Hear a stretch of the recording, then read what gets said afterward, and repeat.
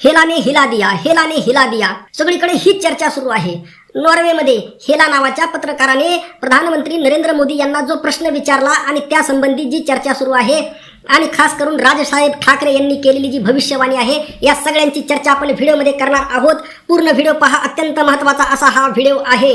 बघा, नॉर्वे, तुम्हाला असं वाटत असेल की आपण नरेंद्र मोदी यांच्या विरोधामध्ये आहोत, असं अजिबात नाही. नरेंद्र मोदी आपल्या देशाचे प्रधानमंत्री आहेत आणि आपल्याला आपल्या प्रधानमंत्र्याचा स्वाभिमान आहे, अभिमान आहे, गर्व आहे. त्यामुळे आपण कदापिही आपण प्रधानमंत्र्यांच्या विरोधामध्ये ज्यावेळेस प्रश्न हा आंतरराष्ट्रीय मंचाचा असेल त्यावेळेस आपण कधीही आपल्या भारताच्या बाजूने उभा राहिलं पाहिजे, लक्षात घ्या. आणि काही प्रधानमंत्र्यांच्या सुद्धा काही चुका आहेत, दोनही अंगाने आपण चर्चा करणार आहोत. सगळ्यात पहिल्यांदा लक्षात घ्या, जी हेला आहे ती नेमकी कोण आहे ते सुद्धा आपण पाहणार आहोत. नॉर्वे, आपण नॉर्वे जर देश पाहिला तर अत्यंत सुंदर देश आहे. इतका सुंदर देश तुम्हाला जगाच्या पाठीवर पाहायला भेटणार नाही. इतका सुंदर देश हा नॉर्वे आहे. आणि या देशाकडे सगळं काही आहे. बघा, या देशाकडे तेल आहे, खनिज आहे, म्हणजे निर्यात करूनच त्यांच्या सगळ्या गरजा भागवल्या जातात. आणि गरजा भागवण्यासाठी लोक किती आहेत त्या देशामध्ये? फक्त 56 लाख लोक आहेत. बघा, फक्त 56 लाख. आपला जो अहिल्यानगर जिल्हा आहे त्या जिल्ह्याची लोकसंख्या ही 56 लाख आहे. म्हणजे आपल्या अहिल्यानगर जिल्ह्याची लोकसंख्या एकीकडं आणि नॉर्वेची लोकसंख्या एकीकडं. म्हणजे असे किती नॉर्वे आपल्या भारतामध्ये बसतील याचा तुम्ही विचार करा. म्हणजे एवढासा छोटासा हा देश आहे. तसा जमीन वगैरे भरपूर आहे, परंतु लोकसंख्या कमी आहे. आणि त्यांचा मुख्य धर्म हा ख्रिश्चॅनिटी आहे. आणि ख्रिश्चॅनिटीमध्ये सुद्धा नेमकं काय आहे बघा, त्यामध्ये सुद्धा 20 ते 25% लोक हे नास्तिक आहेत, म्हणजे कोणत्याही देवाला किंवा धर्माला न मानणारे आहेत.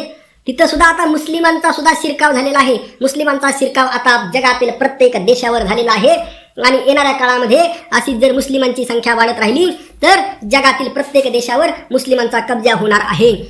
सध्या 56 लाख लोकांमध्ये मुस्लिमांची लोकसंख्या फक्त 4% आहे. किती? 4%. आणि बघा, 4%ची 5% होणार, 5%ची 6%, 10%, 15%, 20%, अशा पद्धतीने वाढत जाणार. आपल्या सगळ्यांना माहीत आहे, ज्यावेळेस आपला भारत देश स्वतंत्र झाला त्यावेळेस येथे मुस्लिमांची लोकसंख्या ही 10%च्या आतमध्ये होती. आज ती 16, 17, 18% पर्यंत गेलेली आहे. आणि लवकरच ती येणाऱ्या काळामध्ये 20% म्हणजे दुप्पट होणार आहे. म्हणजे 100 वर्ष पूर्ण होण्याच्या अगोदर दुप्पट. 10%ची 20% झाली, मग 20%ची 40% व्हायला जास्त वेळ लागणार नाही. हा 100-150 वर्षाचा काळ आहे. परंतु आपण राजसाहेब ठाकरे यांच्याकडे दुर्लक्ष केल्यामुळे हे सगळे परिणाम आपल्याला भोगावे लागत आहेत. आपण 2014ला राजसाहेब ठाकरे यांनी दिशा दिली की नरेंद्र मोदी यांना मतदान द्या. आपण त्या पद्धतीने नरेंद्र मोदी यांना मतदान दिलं, कारण ते हिंदूंचं भलं करतील, लोकसंख्या नियंत्रण बिल आणतील. परंतु तसं प्रत्यक्षामध्ये नरेंद्र मोदी यांनी केलेलं नाही. जर हा लोकसंख्येचा रेशो जर बिघडला, बघा 2021ला जनगणना करणं गरजेचं होतं आणि त्या जनगणनेच्या माध्यमातून आपण राजसाहेब ठाकरे काही मुस्लिमांचे विरोधक नाहीत, परंतु त्यांची भूमिका काय आहे की हा रेशो सुद्धा बिघडता कामा नये. बघा, त्यांचीही लोकसंख्या कमी होता कामा नये आणि हिंदूंची सुद्धा कमी होता कामा नये. ही प्रामाणिक भूमिका आहे. त्यांनाही सुखाने राहता यावं आणि हिंदूंना सुद्धा सुखाने राहता यावं आणि भाईचाऱ्याने राहता यावं.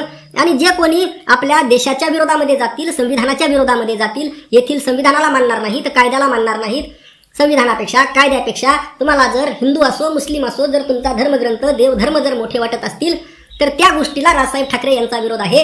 तुम्ही देशाशी प्रामाणिक राहा, येथील कायद्याशी प्रामाणिक राहा. एकमेकांना आपण जी शाळेमध्ये जी प्रार्थना म्हणतो की सारे भारतीय माझे बांधव आहेत, ही भूमिका राजसाहेब ठाकरे यांची आहे.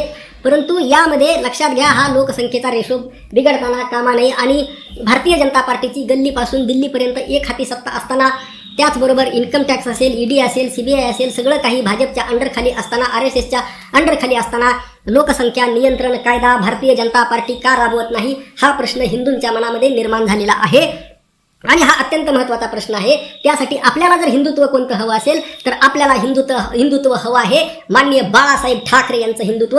खरं तर माननीय बाळासाहेब ठाकरे एकदा प्रधानमंत्री व्हायला पाहिजे होते, परंतु ते स्वप्न आपण राजसाहेब ठाकरे यांच्या माध्यमातून पूर्ण करू शकतो.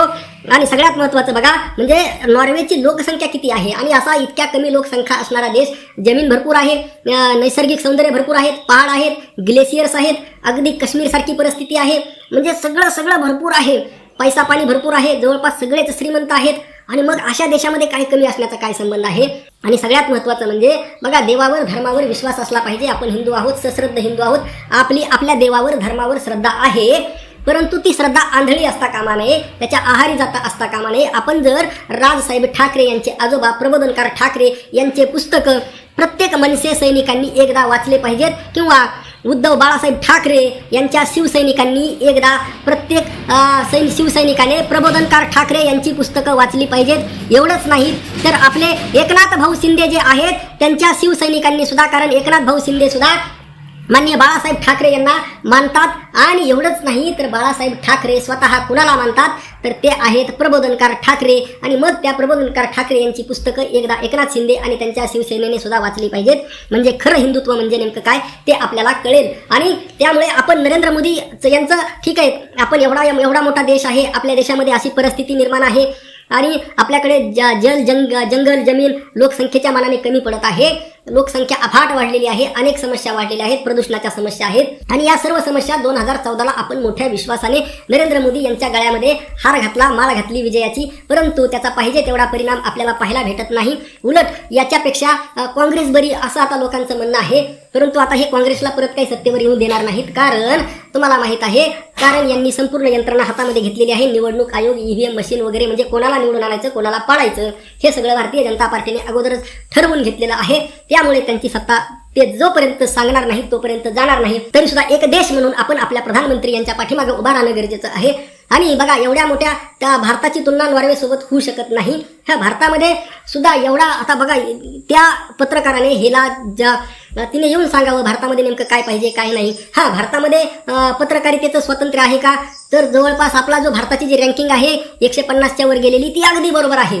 येथे फ्रीडम ऑफ स्पीच आहे का, नसल्यासारखं आहे, परंतु त्याला काही उपयोग नाही. अभिव्यक्ती स्वातंत्र्य म्हणजे सगळी पत्रकारिता ही जवळपास विकत घेतलेली आहे. त्याला गोदी मीडिया म्हणा, मोदी मीडिया म्हणा, असं कोणताही तुम्ही उपमा त्याला देऊ शकता. आणि ते या भारताचं वास्तव आहे. खास करून 2014 नंतर पत्रकार जवळपास सगळे विकले गेलेले आहेत. जे काही थोडेफार विकले गेलेले नाहीत किंवा ज्यांच्यापर्यंत पाकिट पोहोचलेलं नाही तेवढेच लोक बोलत आहेत.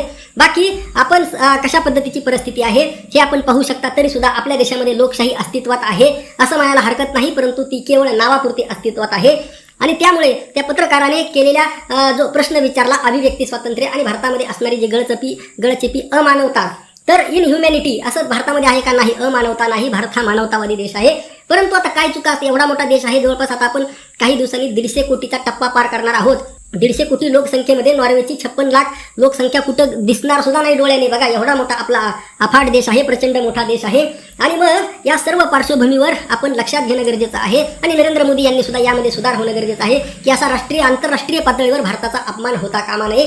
आणि खरं तर आता नरेंद्र मोदी यांचं वय झालेलं आहे, त्यांनी आता रिटायर होणं गरजेचं आहे आणि देशाला आता खांदे पालटी करणं गरजेचं आहे. दुसरा हुशार प्रधानमंत्री देणं गरजेचं आहे, ज्याला इंग्रजी वगैरे बोलता येतं किंवा हजरजबाबी ज्याच्याकडे आहे असा प्रधानमंत्री आता आपल्या भारताचा बनणं गरजेचं आहे असं अनेकांना आता वाटत आहे.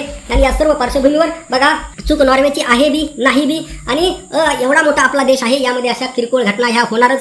सगळ्यात महत्त्वाचं म्हणजे भारतामध्ये एवढ्या मोठ्या जाती आहेत, आपण हिंदू म्हणून एक होत नाहीत. आणि याला कारणीभूत काय आहे, कारण हिंदू म्हणून जे आपलं नेतृत्व करत आहेत तेच आपल्याला योग्य दिशा देण्याचं काम करत नाहीत. म्हणजे आपण भारतीय जनता पार्टीच्या हिंदुत्व हे आता खोटं आहे, हे आता सिद्ध झालेलं आहे. तुम्हाला खरं हिंदुत्व जर अनुभवायचं असेल तर तुम्हाला राजसाहेब ठाकरे यांच्याशिवाय पर्याय नाही, हे सुद्धा लक्षात घेणं अत्यंत गरजेचं आहे. मित्रांनो, या सर्व पार्श्वभूमीवर दोस्त हो, नेमकं तुमचं काय मत आहे, ती चुकली का, नेमकं काय झालं, तिचं मत योग्य की अयोग्य, हेलाने हिला डाला हे मत योग्य आहे का, तुमचं मत नक्की कळवा.